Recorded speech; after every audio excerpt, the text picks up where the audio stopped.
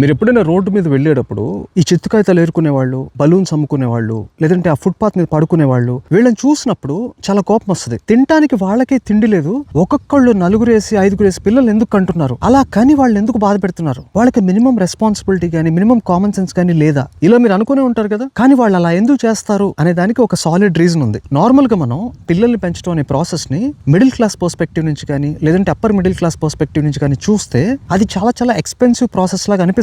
కానీ వాళ్ళ యాంగిల్ నుంచి చూడండి, వాళ్ళకి పుట్టిన పిల్లల్ని వాళ్ళు చదివించరు కాబట్టి ఖర్చు చాలా తక్కువ.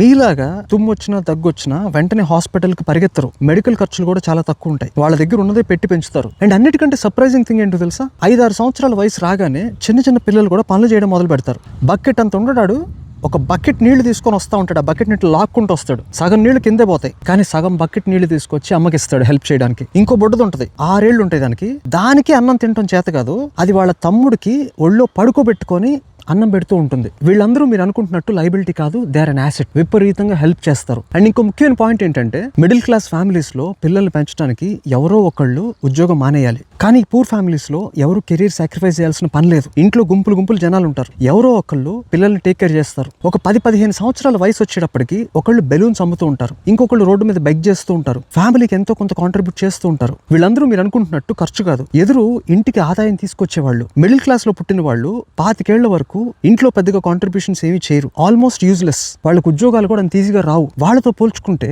ఈ పూర్ ఫ్యామిలీస్ లో పుట్టిన పిల్లలకి చాలా ఎర్లీ స్టేజెస్ నుంచే ఇన్కమ్ అనేది స్టార్ట్ అవుతుంది. చాలా విషయాలు మనం దూరం నుంచి చూసినప్పుడు they won't make much sense. కానీ కొద్దిగా డీప్ గా వెళ్ళి ఆలోచిస్తే, కొంచెం లోతుగా వెళ్ళి వాళ్ళు ఏం చేస్తున్నారు, వాళ్ళ లైఫ్స్ ఎలా ఉన్నాయని గమనిస్తే మనకి రియాలిటీ ఏంటో అర్థం అవుతుంది.